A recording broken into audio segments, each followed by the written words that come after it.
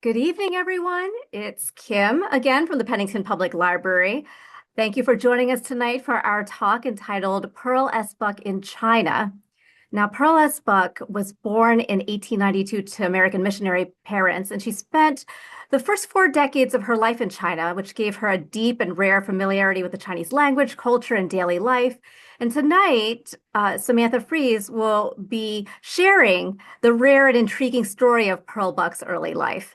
If you have any questions during the program, please write them in the Q&A section, and I will share them with Samantha at the end of the program.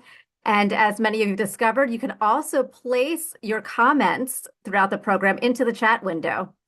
Now, brief background on Samantha. Samantha Freise is the curator at Pearl S. Buck National Historical Landmark in Perkasie, Pennsylvania. And she received her BS in Historic Preservation and a B.A. in History from Southeast Missouri State University. She also graduated with a distinction from the University of the Arts with an MA in Music Education. Freise is a member of the Daughters of the American Revolution, in which she participates on the local, state, and national levels, bringing awareness to historic preservation, American history, and service to veterans. She has a wide variety of experience working in museums and historic sites in Missouri, Pennsylvania, and the United Kingdom. Welcome, Samantha. Thank you so much for joining us tonight.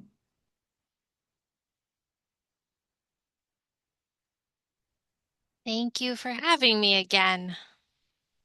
Yes, it's been a while. I think you were here a couple years ago, right, Samantha? Yeah, a year or two before, and we talked about Pearl Buck in general, and I have to say I recognize some more names on here, and I'm This so is wonderful. shocked that Dr. Liu is on here because it's, very early in the morning tomorrow in China. But so appreciate that. Um, and yeah, I recognize several people, so this is really great. Um,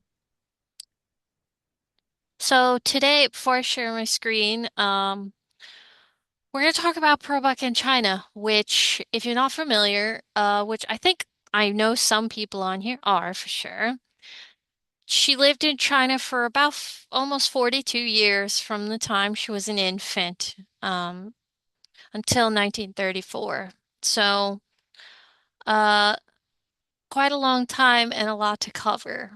Now, what I am going to do is try to keep this at a kind of a higher level. We'll talk about a lot of major historical events in China, and it can be a little confusing if you're not familiar with Chinese history in the early 20th century, and frankly, still find some of it confusing. I am by no means an expert on China, on the history of China or World War II for that matter, but I can speak to Pearl Buck's life there fairly well. I know at least two people here that might know even a little bit more than I do. Also pardon my Chinese, it is not good. I'll admit that up front. I will try to pronounce things as best as I can. Um, and we will get started.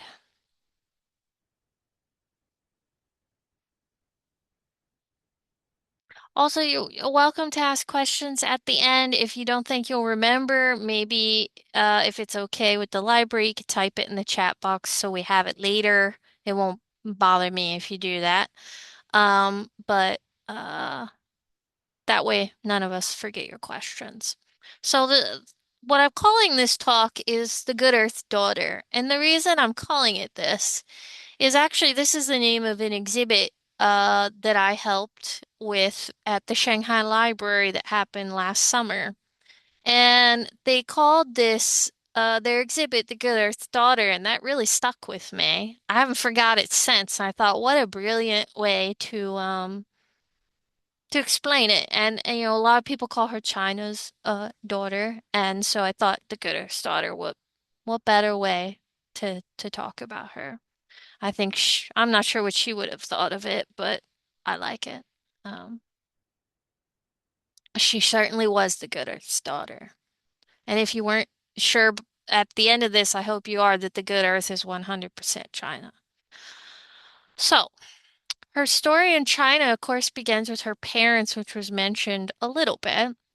This is Carrie and Absalom Seidenstricker on the left. That's their picture around the time they got married in the early 1880s.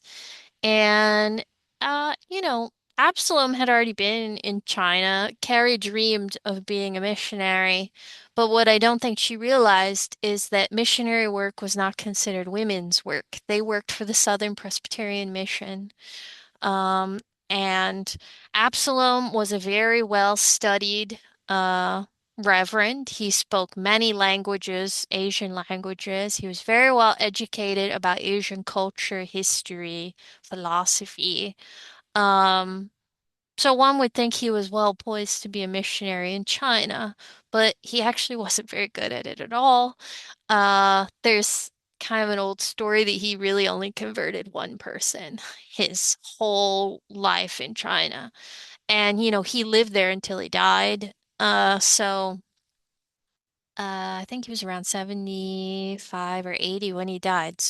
Um, not a very glorious career. And the missionary board actually had to make a rule to kick him out because he was getting so old. They made a rule that you couldn't be work for them anymore after 75 because of Absalom.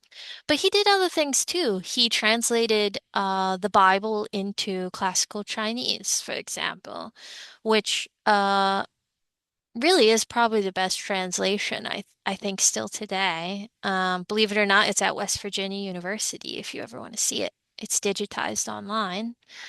But the signage strickers live in China, and for all intents and purposes, they're pretty normal people, except Absalom insists that they live among the lower classes of Chinese people. They're not always living in the nicer, not exactly nice, compounds with the rest of the missionaries. A lot of the times he thought, can't convert people if we don't live among them or live like them or with them. And so that was their living conditions changed so much all the time. They're always moving around, and we'll get into that some more. This other picture is Absalom and Carrie with Pearl. She is the little girl there on the left, on the bottom. Their eldest son, Edgar. And then the baby, I'm pretty sure that's ooh, that might be Maud or Clyde. I can't remember. The Science Strickers had 7 children. Only 3 lived to be adults. There would be children that died before Pearl was born, in between her and Edgar. And there would be children that she would have memories of them passing, especially her brother Clyde, who she was pretty close with, even though he died as a toddler. And a lot of the things the children's died from were related to their living conditions, diphtheria in particular, which Pearl had contracted herself, among other childhood illnesses like measles, mumps, those sorts of things that vaccines weren't available for yet. And so Pearl's family is described, as living in a family of ghosts. She knew about these children before her. And when Pearl was born, her mother gave her the middle name of Comfort, as she was a comfort to her family. And not long after she was born in West Virginia, they head back to China. And as Pearl says, she spoke Chinese first and more easily than English. And she would continue dreaming, thinking, and speaking Chinese in her whole life. Her parents brought her back to Jiangsu province in China in a place called Huai'an, which will show you a map in a minute, in 1892 when she was the baby. And that's where they start. But like I said, they're going to move around a lot. Let's see. So to help us out here, oop, there we go. So here's kind of a blown up picture. I don't know how familiar you are with the geography of China, but it's a little confusing if you're not familiar with it. But these are kind of the main places that Pearl lived and kind of influenced her work. Particularly number one, two, and four. Shanghai would be the place where they would often, she called it her gate to the Western world because that is how they often left China, was through Shanghai. That's also where a lot of the missionaries would escape to during times of violence, and they would go to Japan and then come back. And Pearl's family did the same thing. And to kind of blow it out a little farther here, um, you see Beijing there at the top for reference, and then the area circled is what I was showing you earlier. So you kind of get an idea. You got Japan off to the right there, and then South Korea. Just to give you an idea of the part of China, we're talking about um, very, very east. So, missionary life. I told you a little bit about the living conditions. They're on guys' faces are blocking my picture. Sorry about that. There on the right is a picture. Pearl is the older child in the picture. And then you have their family photo there on the left around 1900. Pearl's on the far left with her parents, her younger sister Grace, who does live to be an adult, and then their nanny. Her name was Wong, but nannies were called Amas. Okay. Now Wong, uh, her Ama was what Pearl described as a kind, dependable, but very strict nanny. And they also had other Chinese people in their household, cooks. They had a Chinese tailor that they would use. That was not uncommon for missionary families to have that, even with the very low wages that they made. But Wang was very instrumental in Pearl Buck's early life. And um, Pearl learned so much about the culture of China from her.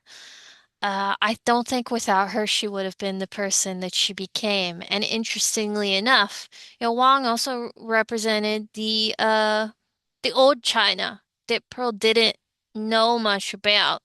She had bound feet, for example, and she taught Pearl most everything that she knew in her early life about the culture, and they spent a lot of time together eating in the kitchen, for example. Pearl would always eat the Chinese food with the servants and her nanny, and her parents were always concerned at dinner time why she would never eat, the Western food that they made. And they thought she was ill, but really she just wanted to eat Chinese food instead. I think that Wang, took her to the festivals and to the markets and to the temples. And Pearl talks about the fact that the their parts of their Chinese household would buy her little toys and candies, and her ma would keep eggs in her jacket pocket, and then when Pearl would reach in, the chicks would have hatched. And memories such as that. Uh, and she talked about the types of foods that they ate, and very bland rice, soup, salted fish, pickled mustard greens, white cabbage, bean curd. Um, but this was the China that she felt at home in. Now, in the middle there is modern day China, but that is the Pearlbuck Museum in Zhenjiang, China. And then also there at the bottom, you have Pearlbuck's Chinese chopper, her Chinese name, Sai Sensu.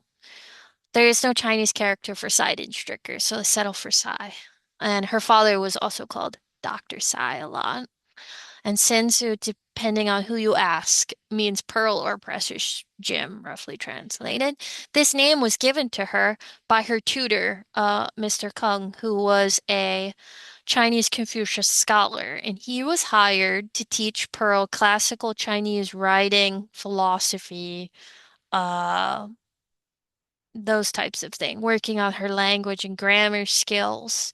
Because Pearl spoke the very like vernacular Chinese of the people they lived around, which were the lower classes of people, not the classical Mandarin that, books and things were written in at the time. People like her ma did not know how to read or write. And so Pearl could speak a language that, you know, the upper class people did not speak. It was very different. And even today, different dialects of Chinese, Cantonese, Fujianese, the people can't talk to each other necessarily. And there were some very shocking things that happened to Pearl when she was a child. I think Chinese people were so shocked by the fact that she even understood what they were saying. Absalom was gone a lot in her childhood, and her mother really struggled with the death of her children and also, her husband being gone a lot, being left to take care of their household among many of the different tumultuous times in China. Uh, the other thing, Pearl talks about Mr. Kung also being very influential in her life. I think he also taught her a lot more than what Pearl's parents may have known, much like her ma, and she really respected him. Uh, she said that she became mentally bifocal, and so she learned early to understand that there's no such condition in human affairs as absolute truth. And that's something she felt she learned from Mr. Kung. And she was also so shocked by the fact that he knew who Abraham Lincoln was because he read about him in a book. Um, and funny enough, Pearl Buck's father was a child of the Civil War and always talked about how overrated Abraham Lincoln was. She wrote about that in one of her books too. So her childhood, really interesting things. So Mark Twain said that China was a huge empire that was one mighty cemetery. I don't know if you've ever heard that before, but Pearl was very accustomed to seeing funerals, and they lived near a lot of burial places, in various places that they lived. She would attend local funerals. They were these noisy affairs. There was lots of things that were strange to her happening, such as people burning money, or she overheard, this is one story she wrote about, she overheard some of the Chinese people gossiping about the fact that foreigners make malaria pills out of babies' eyes, which is quite quite the tale. And she yelled at them, "Everything you said is a lie," in Chinese. And the people looked at her and could not believe that she had said what she had said. And they understood, but not could believe that they had. And once, she says, an old woman shrieked aloud and convinced everyone around her that she was going to die because she understood the language of a foreign devil. And she was often called that as a child. Her ama would knit these caps for her to cover her long blonde hair. That's her on the far right in that picture, in the black dress. And she knitted these caps for her to cover her blonde hair, and she had these, very piercing blue eyes. And you can imagine how startling that would be to see when you've never seen that before. And so, it was very, she was like some superstitious mythological creature to some people, I would think, who had never seen anyone looking like that. And her mom would tell her, we need to cover your hair, um, because it doesn't look like human hair. And that's a quote from Pearl Buck. Um, her ma told her that black was the only normal hair color for eyes. So at an early age, she already experienced the fact that she was different and needed to hide a part of herself. Um, so she experienced discrimination in such a different way for a child, but especially for an American, even though she had never lived there prior to this. I talked about the market. She attended lots of plays, ate lots of Chinese food. She was homeschooled by her mother and Mr. Kong and her ma. Her mother taught her the subjects that she liked and skipped the ones she didn't. Pearl's words, not mine. So Pearl did not learn much math or science because her mother did not care for them. I think that probably happened to a lot of children at that time. Also, as a child, she would publish writing for the first time at the age of 6 in the Shanghai Mercury. And it was a very short little essay about the fact that her brother had just died and went to heaven. But that would be her first bit of published writing. Um, Pearl says that at the age of 4 was the first time she discovered that she was different from other people. I think that's kind of an early age to realize that. My daughter's also 4 and has no clue about people being different. And so it's kind of a remarkable thing. Her mother tried to paint a very rosy colored picture of America for her. And that was not the America that she would end up coming to. Uh, Carrie would try to hide from her things such as beggars in the streets, the fact that people had leprosy or missing limbs, street brawls. She was tried to keep her from seeing things, people smoking opium, things like that. But it was impossible because Pearl always snuck out all the time at night and went roaming around on the streets. And we know that because she wrote about it. Also, a lot of the things in her books, if you've read The Good Earth and many of her other pieces of writing, are all small bits and pieces of things she either did herself in China or she saw there. It's rather remarkable. Now, this other book here, The Chinese Classics in English, All Men Are Brothers, she did that translation. It took her around 8 years to work on that. She's very proud of it, though. It's my understanding it's still one of the best English translations there is. But those Chinese classics, one of those, the All Men Are Brothers stories, was what she grew up with. That type of literature was, she thought some of the best pieces of writing that existed.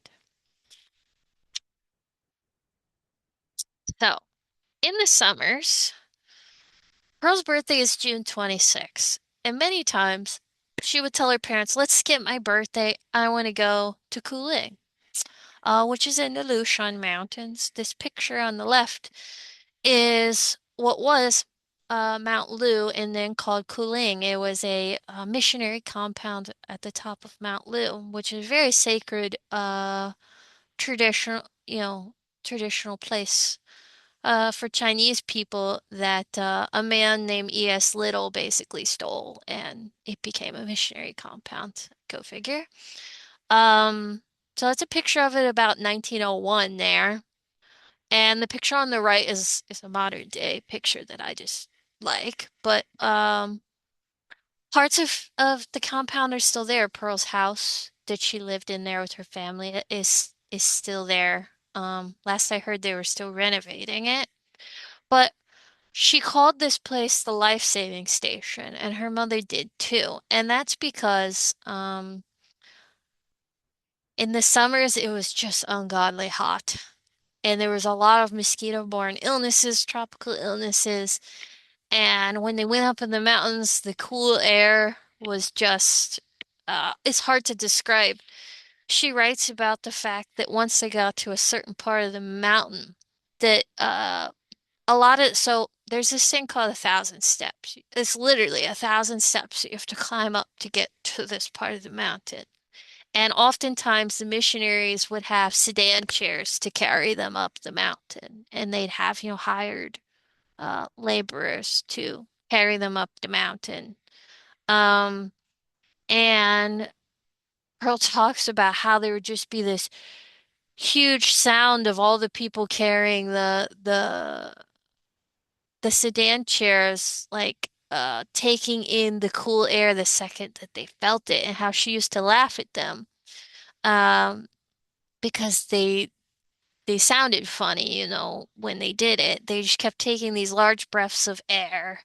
Um, she called it the life-saving oxygen.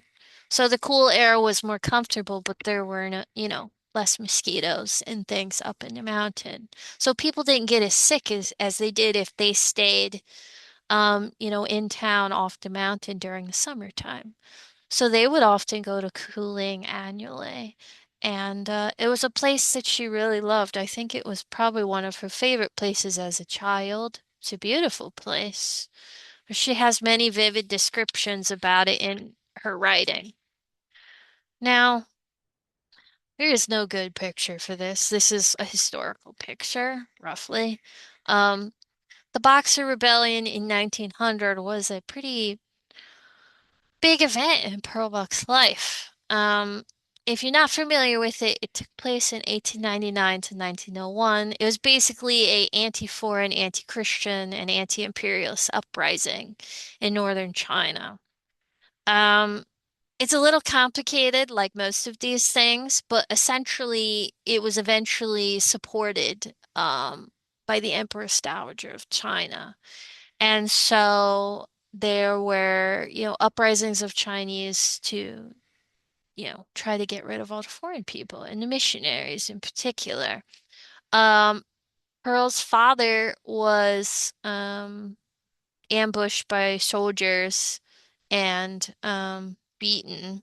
And she wrote about the fact that his only convert was killed by the soldiers, and that this was the first time her family was really shunned by Chinese people during this time, which, without getting too deep into Absalom, he was convinced his entire life that no Chinese person would ever hurt him or that anything bad would happen to them by Chinese people. And not to say that it wouldn't, but he was being unrealistic. He would never flee. He would never leave. This happened more than once in Pearl's life. It wasn't about protecting his family and children. He just refused to go. He didn't think it was necessary.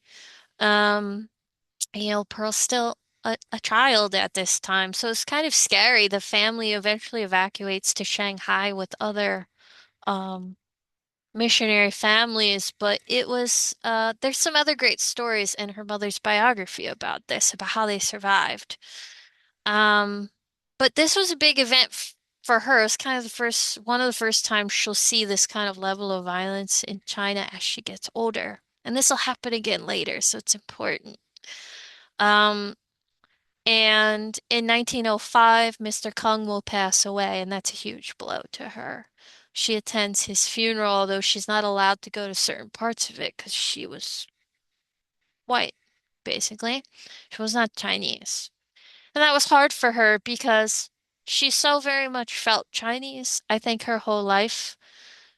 That's what she resonated with her the most. It's what her soul was. But she knew that she wouldn't always be ever considered Chinese because of the way she looked, but she certainly felt it in a very deep way.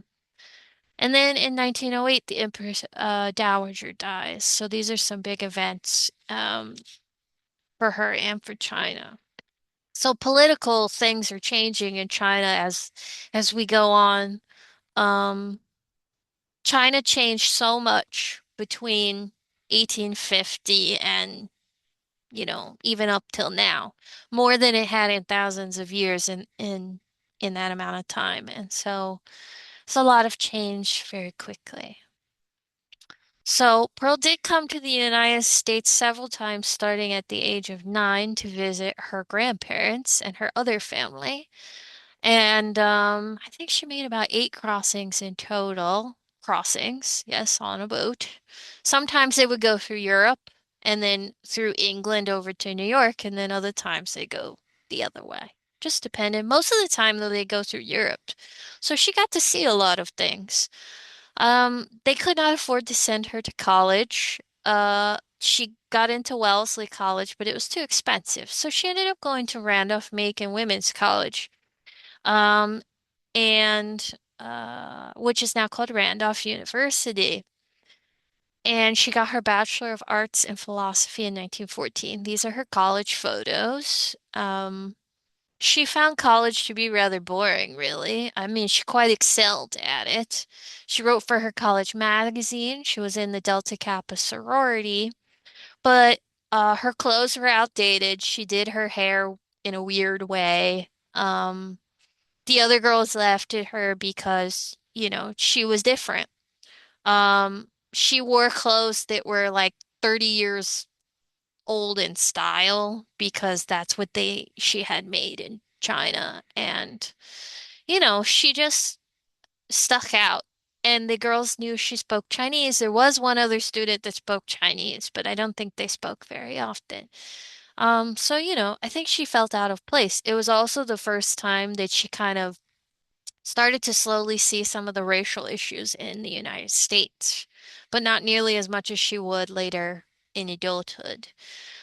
She says she found college undemanding and that she experienced the same issues as she did in China with her looks and belonging.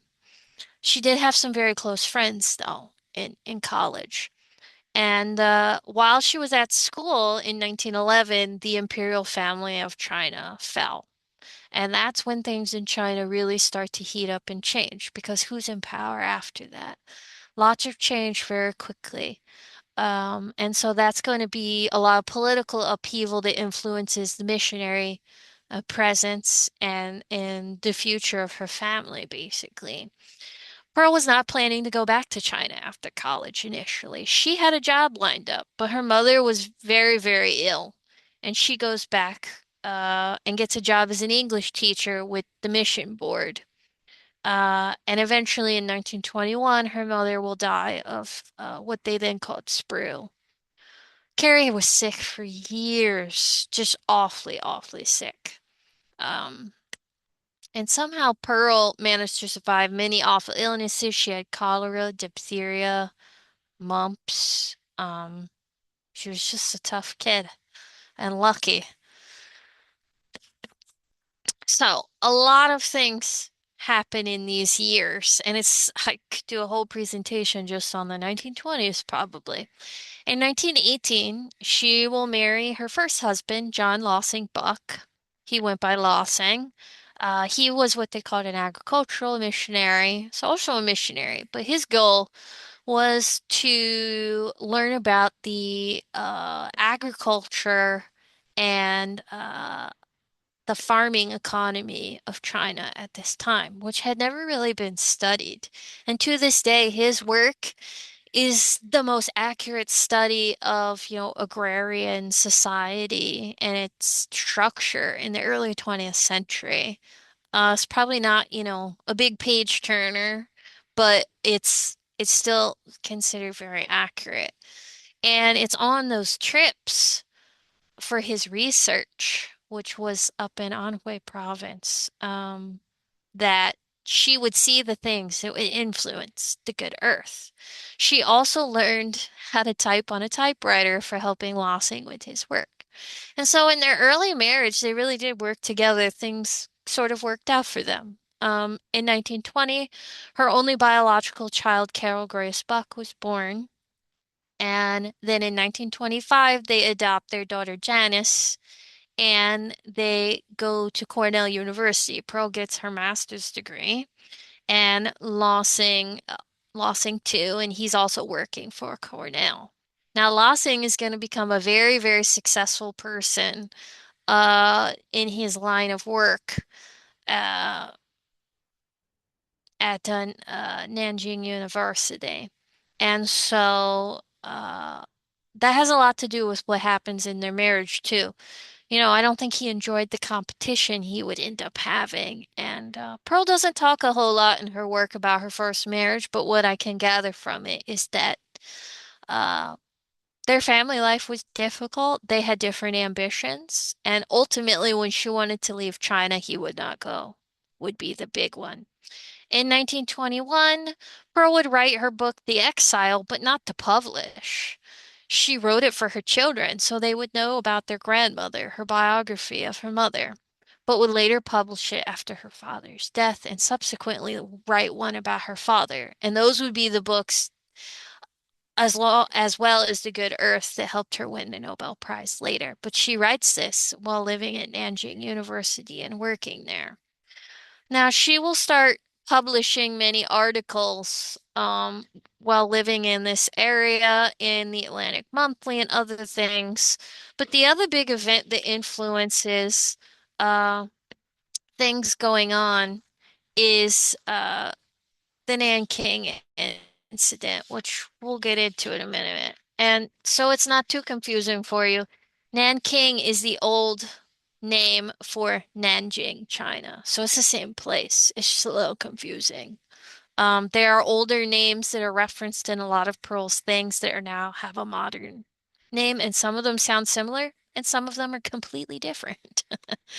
Uh, so I told you Anhui is up where they were. This is actually a map, I think, from one of Lossing's books, so you can see the types of things that were growing in that area. Now, uh, this quote here really got to me, and it's about what she saw. Uh, one of her experiences with the farmers and how people would watch her. They would stare because they'd never seen anyone that looked like her before. Um, and so she follows Lossing on all of this work.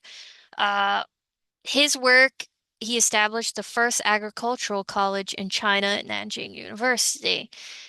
Visiting all these farms inspired many of her books, but especially The Good Earth. Pearl also served as Lossing's interpreter because she spoke vernacular Chinese as well as classical Mandarin, so she could talk to anybody. Lossing, on the other hand, did not know local dialects or slang, and Pearl knew all of it, and her parents were so appalled by the fact that she knew Chinese slang, but it served her well as an adult. Um, Pearl was often the first white woman that any of these local farming communities had ever seen. They may have seen a man before, but not a lady, and certainly not one with blonde hair. And so she writes about how crowds of people would gather around her, and they would try to paper the windows, and they'd still be peeking in and looking at her. It reminds me of stories I've heard in my own family about when they first got electricity and everyone sat in the yard and watched you turn on the lights. Something you've never seen before. The photo down there is Pearl and her daughter Janice, in China. It's one of the few photos that we still have, and I actually have a piece of furniture in that picture in the house in Perkasie. So come see. We have her desk from China that she wrote The Good Earth on, if you haven't seen it. Uh, she describes Anhui Province as a place that seemed not susceptible to change in time, and it's like people were just stuck in this time warp where nothing changed. They kept the same patterns. The outside world did not seem to really exist to them, which is not that surprising at that time. And then Lossing would continue his work on China's agrarian infrastructure. And he talks a lot about how it's 30 years behind the rest of the world in terms of farming implements and things like that. Now, at this time, this is some of Lossing's data. The average family farm in China was 2.62 acres and consumed an average of $22 of food a year. Now remember, we're talking about 1930-ish is around the time this was published. Grain was their highest producing crop. Farmers ate no sugar, hardly any meat, and no vegetables. So what did they eat? Um, and on the flip side, the average American farm would be around 30 to 40 acres. So they're very small. People had very little food. Um, and it was work operated very much as a a feudal society for a long time. But these are the things that she would see, and if I know a lot of you have probably read The Good Earth, the imagery and the descriptions are all firsthand things that she saw. And some of her characters too are also personal manifestations of her own experiences. So,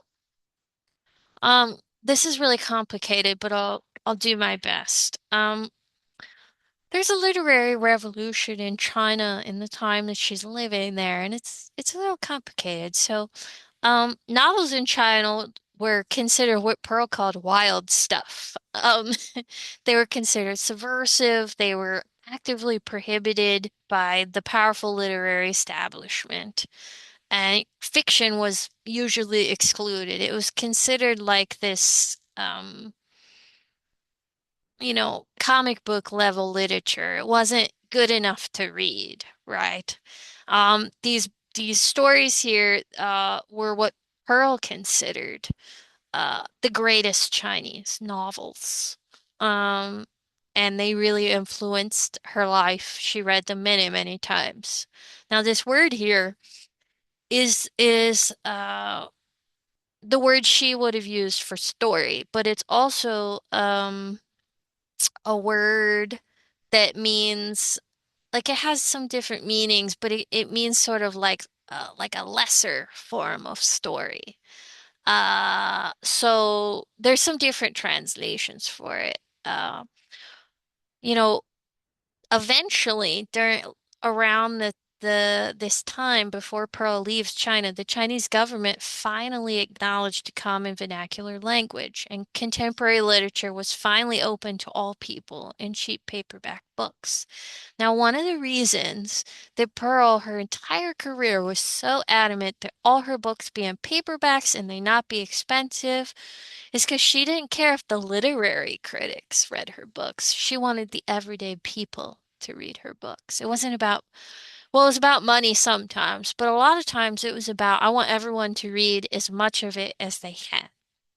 Um, and before this time, only scholars and the elite could read or write or had access to the classical stories and texts. Um, And a lot of the changes in the literary revolution have to do with different political upheavals in Chinese history at this time. This quote here is Pearl. This was from her Nobel Prize speech. So this was these types of stories, and if you haven't read any of them, they've made lots of television shows about them too, but they're quite good. And they're actually from different time periods in Chinese history. Um, More ancient and then more modern. So they influenced her more than American writing ever did. Now, Pearl Buck's favorite Western author was Charles Dickens, and if you think about it, they wrote about somewhat of similar topics sometimes. So you can see some of the Eastern and Western influence in all of her work. Now, the Nanking incident. I urge you to read about this in more detail on your own because it's very confusing. But this would be the one of the main reasons that Pearl starts to lean towards the idea of leaving China. Happened in 1920, March of 1927 for several days. Once again, an anti-foreign attack. Now, she'd been through this as a child more than once. They were living at the university. And, the vice president of the university was killed in this incident, if that's what you want to call it. It's called many things. Pearl and her family went into hiding. They hid in the back room of their Chinese neighbor, Mrs. Liu. It was 10 by 8 feet. She was in that room with her two children and her sister's children, her father. Um, Of course, her father's like, oh, it'll be okay. He always was fine. And at this point, he was elderly and he was living with them, but still. Eventually, they're in hiding. And Pearl writes about the fact that her and her sister Grace kind of looked at each other and got to the point where because they didn't know what was happening. They're in this room in the dark. Their Chinese neighbor has hidden them, and they know that if they get found, they're afraid that they'll be killed. They're afraid for Mrs. Liu as she was a very close friend. And it's from the way she describes it, you know, um it seemed like a close call. Now, I don't know for a fact that it was, but they certainly felt like it was. Pearl writes about the fact that her and Grace discussed that if the mob ended up finding them, that they would consider killing themselves and their children rather than be killed. So it tells you the severity of how they felt. Pearl also talks about this incident as being uh, one of the strange times in her life where her life was in jeopardy because of her color, her race. Um, so it's kind of a weird, sort of backwards experience from the rest of Americans. So, this is the Buck family. You got Janice there with the curly hair, and then Carol is the taller one with the kind of the Beatles bowl cut going on there. I know they don't look very happy. Well, that's because they're not. It's not a great picture, but it's really one of the only pictures we have of them all together. Um, Carol was diagnosed with an unknown intellectual disability after the age of 2, which would later be found, after, oh gosh, um, 25 years later to be something called PKU or fetal ketonuria, which is a genetic disorder that causes irreparable brain damage. And so Carol lived with the intellectual capacity of a 5-year-old her whole life. She lived to be 80 like her mother, um, which is highly unusual. But her, undiagnosed disability caused a lot of strain in their marriage. Lossing wanted Carol to be committed to an institution. Pearl couldn't bring herself to do that. She knew those places were horrific. And so her daughter will also influence some of her choices about coming to America.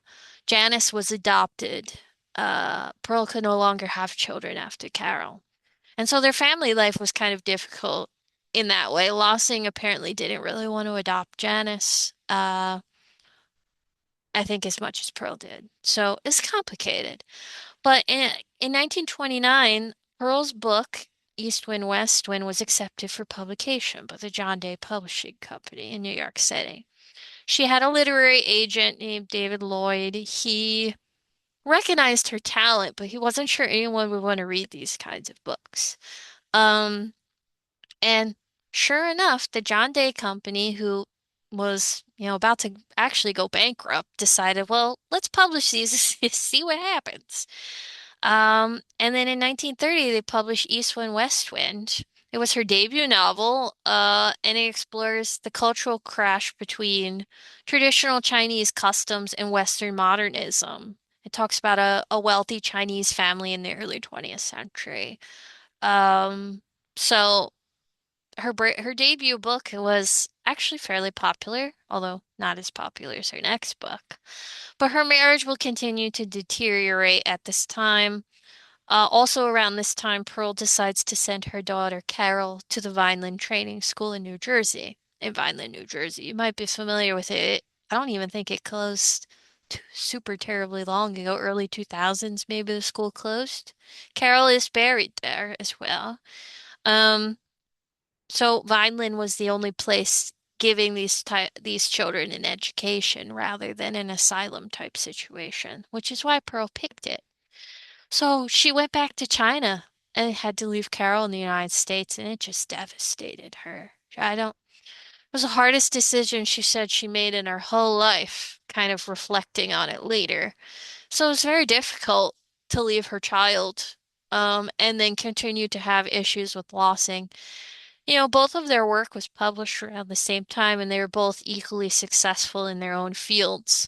But I think that he preferred her to be a wife and mother than a career woman or someone more popular than him, is the sense that I get. He also was never going to leave China just like her father. So there's some deeper things there that you can very easily explore in her books. So the Good Earth. And if you've been to the house, you've seen these things, the Good Earth desk and the typewriter. Of course, it's her most popular book. And as she said, one morning I put my attic room in order and faced my big Chinese desk to the mountain. And each morning, when the household was in running order for the day, I sat myself down to my typewriter and began to write the Good Earth. And she would often write her books, in her head in Chinese and then type them into English. I have never seen any of her manuscripts written in Chinese, ever. Um, I have no idea why that is, but she always typed them herself too. She didn't let other people do that, even when she had a secretary. And so she would sit in her attic room in Nanjing University and type, type, type away. Um, And apparently it only took her, different people say different things, around 3 months to write this book. I think the story had been in her head for a long time. In her later life, she talks a lot about her characters speaking to her. And then, when they were silent, she would go out in her garden, which she always had to have a garden wherever she was. And she'd be in the garden and eventually they'd start talking again.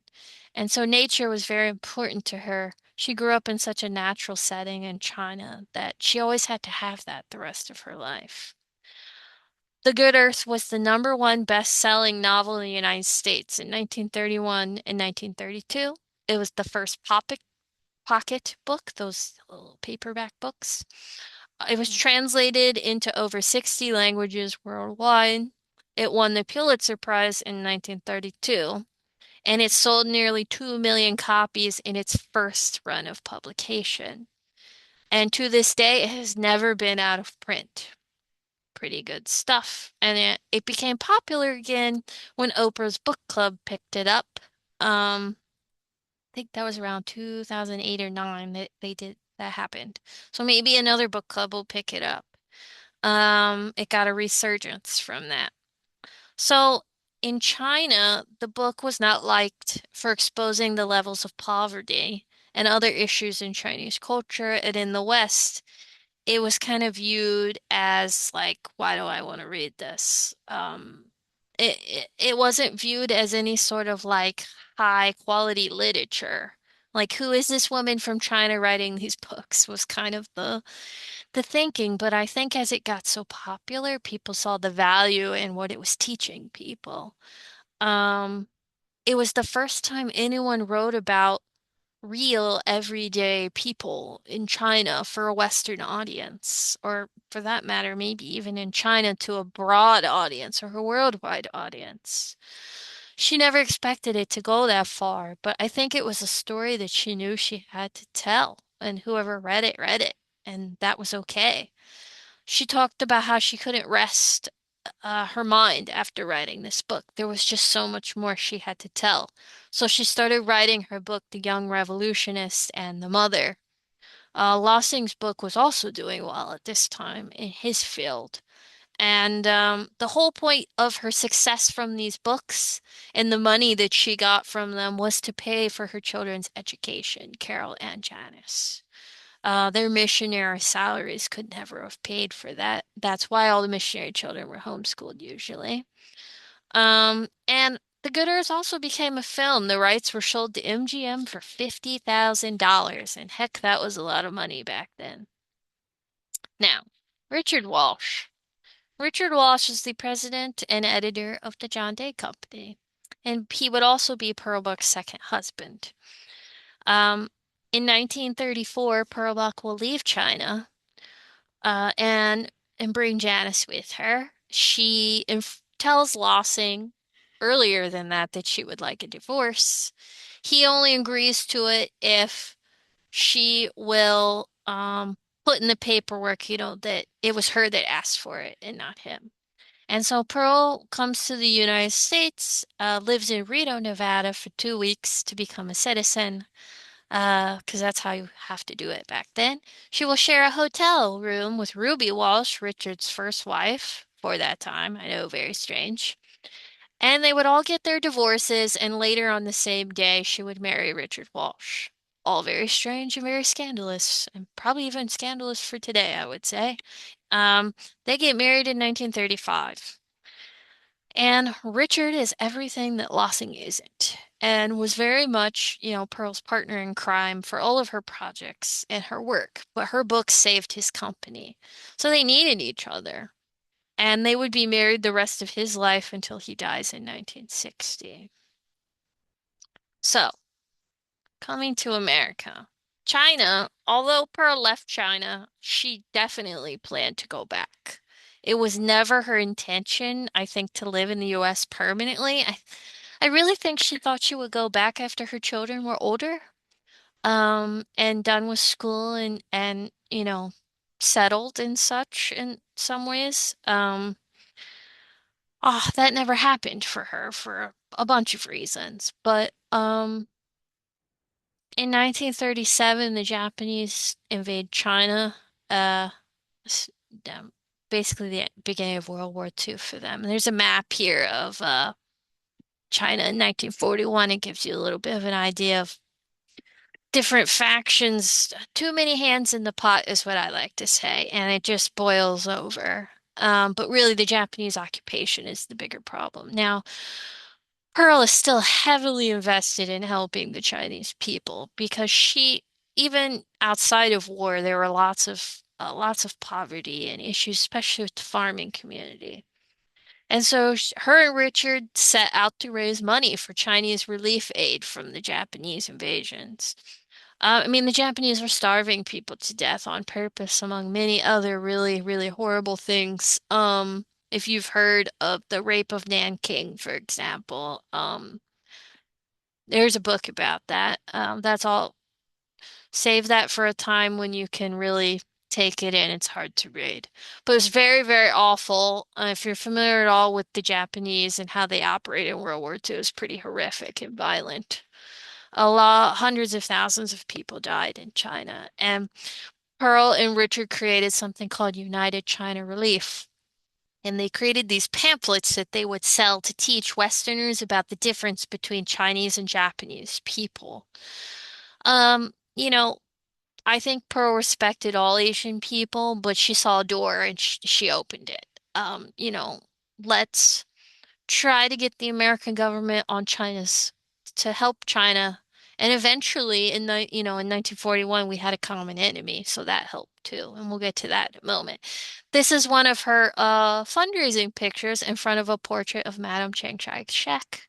If you're not familiar with her, she is the wife of Chiang Kai-shek, the leader of um the nationalists in China. So, um yeah, Madame Chiang Kai-shek could do a whole talk on her too in Pearl Buck. In any case, um, Pearl raised a couple $1 million in a year, which is crazy by 1938. I cannot imagine how she did that with people in the United States who knew little to nothing about China, but her popularity certainly helped.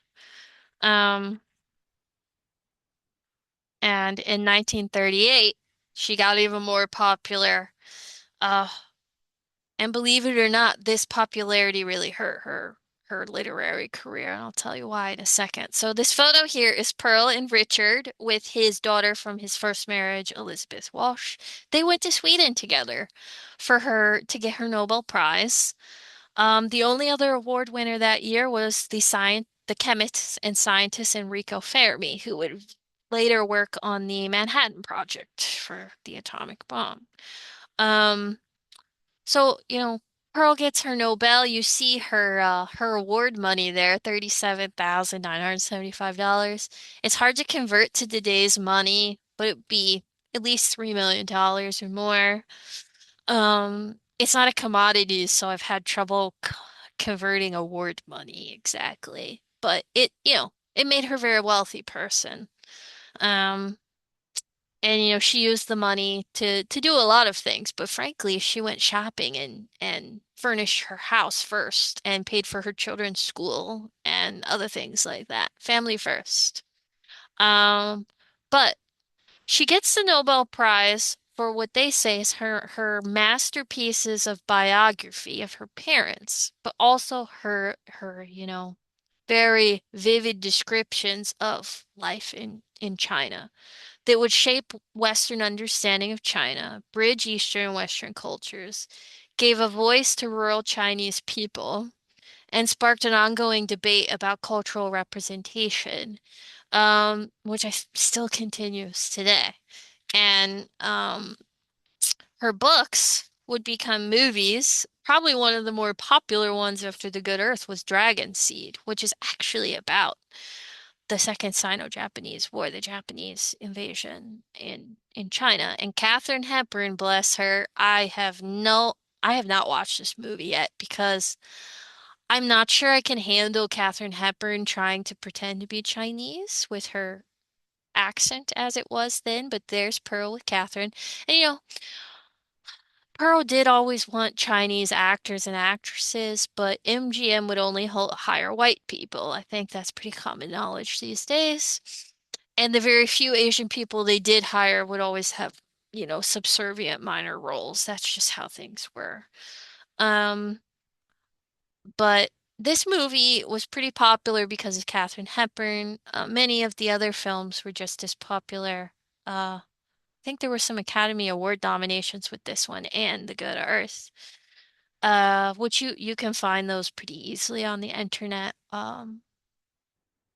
They still sell the DVDs, believe it or not.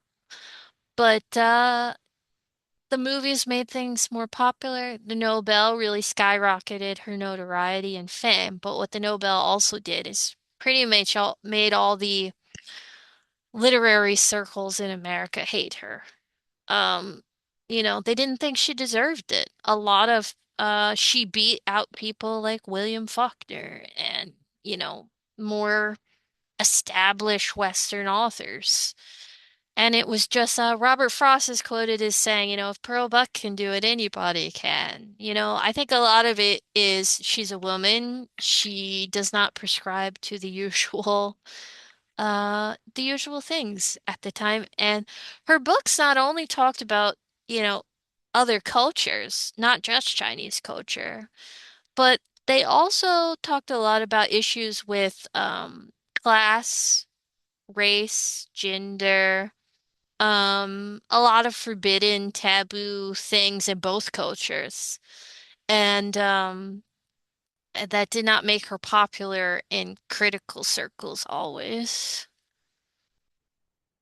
So these are some pictures of more stuff she did while she was in America, for China. Asia Magazine was owned eventually by her and Richard, and she would write lots of articles for that magazine. Many of them about China and Asia, it's about politics, the economy, all kinds of things. But this particular picture on the left is the fundraising for United China Relief that they're doing. The picture on the right here is they had a group called the East and West Association, her and Richard, in which they promoted, the cross-cultural education between the East and the West. This is a radio play that she's doing with some Chinese children in the United States. And so anything they could do to educate people, they did the rest of their lives. Now, what this culminates into, there's a lot of pictures here. I could have done a whole other thing about this too. In the center is a picture of her with her adoption agency, Welcome House, which was the first international adoption agency in the United States for mixed race children, or primarily what she called Amerasian children, half Asian, half American. And after coming to the United States, she takes what she learned in China out um, and kind of applies it to the rest of her life. And I think one of the biggest things she learned from her Chinese upbringing is that, all people are our family, and that humankind should take care of each other. A kind of the same concept, all men are brothers, right? And so no matter the race or the religion or any, upbringing or background, we should help each other. And that was kind of what she lived by. These other pictures are modern pictures. The one in the upper left's from China, Chongqing Girls' School, which is a school that we still work with. And all around the world, especially in Asia, where children are being educated and lifting themselves out of poverty through her mission. And I have to say, uh, personal experience most recently that really resonated with me was I went to South Korea for the Pearl Buck Symposium that's held every year. And these pictures are kind of the main group with people from China, the US, the Philippines, Japan, and I I don't think there's any other person today or, in modern history that could have brought a group of people like that together than Pearl Buck. And I can't tell you how amazing it was to see and hear the things I heard there about how she changed so many children's lives and her impact on, Korea as well as China. So it was quite the experience. It was different. They came to the United States, but it was not the same as when I went there.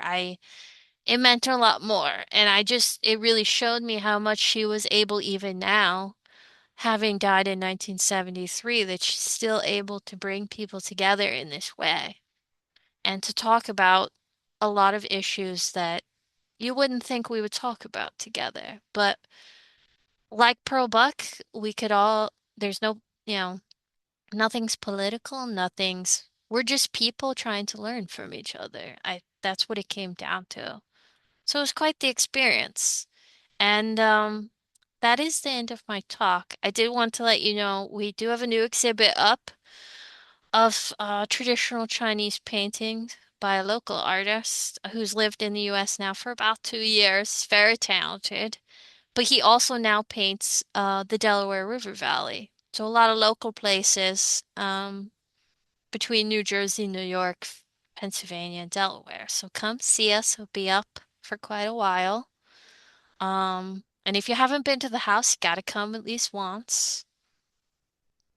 And I know there's like a ton of things that popped up here. So, and like I said, this was a very like high level gloss over. There is so much more to tell about her childhood. I just could not fit it in one presentation. Thank you so much, Samantha. That was so informative. And I had a couple questions for you, but if anyone Mm-hmm. else has questions, feel free to put them into the Q&A, or I guess you can put down to the Mm-hmm. chat too. I'll try to keep track of everything. Oh, Samantha, I'm just looking at the yeah, uh wow. Mickey, yeah. listening from Thailand. Oh my goodness. I know, Mickey, you're normally in Thailand. I recognize your name. I know that you're not normally in Thailand. Thailand. Mm. That's wonderful. Oh my goodness. Oh, that's wonderful that you could be visiting your son in Thailand and still Ah, tune in. I feel so honored. I like this question about has there been a biopic about her life? Uh, Not a film per se. There has been a play and there's been Oh, some like fictional novels, but I wish there was a biopic. I can't believe there hasn't been. There's so much you can make a movie literally about every segment of her life. I know. I can't even imagine. You have several talks about her, you Well, know, so there's too much. I mean, the- in fact, I think there is someone else here who's written about a book about Pearl Buck as well. And so it's as many books as she wrote, we could probably write even more about her. Um, yeah. but So it's Samantha, yeah, go ahead. I was just curious. Um, what do you know then how people in China, like scholars, Mm, and modern readers in China view her portrayal of Chinese history today? I mean, the people that I know think it's pretty great. I mean, I've never heard anybody say they didn't like it. Um, no, it's pretty, uh, I know Dr. Lou's still on here. Um, it's pretty well respected work. What's interesting is that China's a big place with lots of people just like here. A lot of Chinese people don't know who she is anymore, or they may know a little bit, especially in the places, Eastern China mostly, because that's where she lived, right? She's not like everywhere. Hmm. But more of her books have been published in Chinese. Like I mentioned to you earlier, her mother's biography, The Exile, was just published in Chinese last summer. And so I think that the more that that happens, especially books that have never been translated or published in China previously, I think that more awareness will come. But what I noticed is there's a cutoff, right? Like my cutoff is, oh, well, everything from 1934 until she died, I have lots about. But what I don't have is a lot about what she was, things from China. And then in China, they have a bit more than I do in that area.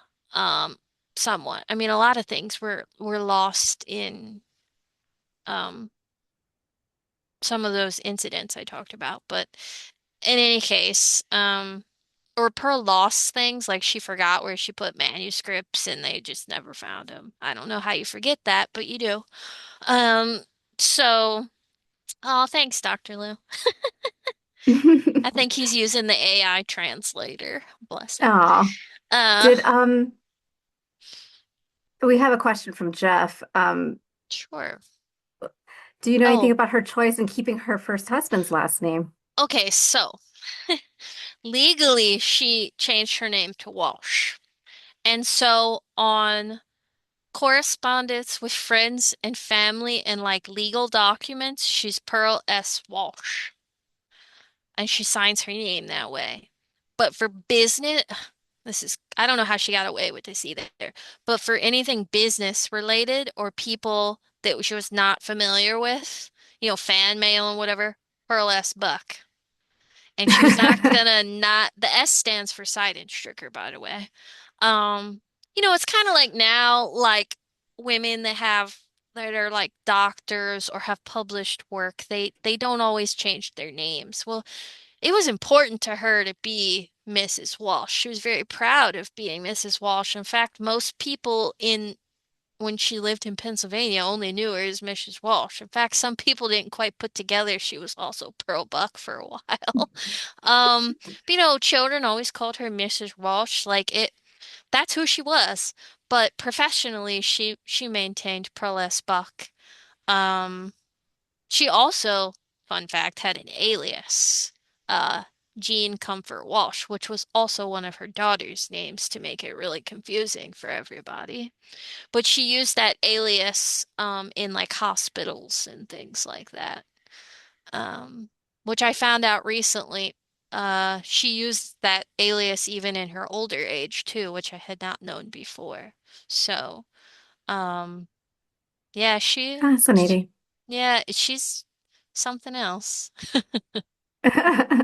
Well, thank you so much, Samantha. I wanted to let everyone Welcome. know also that our adult book club choice for February, on February 5th, on Thursday, via Zoom, is The Good Earth. So if you want to join us to talk a little bit about The Good Earth, um, feel free to go to penningtonlibrary.org, click on book clubs, and then you can see where you can sign up for our book club. And, since Dr. Liu was here, subtle pitch, if, you go over to Asia, make sure you visit Zhenjiang and go see Pearl Buck's museum. And I have not been to that one yet. There's one in Korea too, but uh the university there, Jiangsu University, they have taken great care to preserve her memory and study her.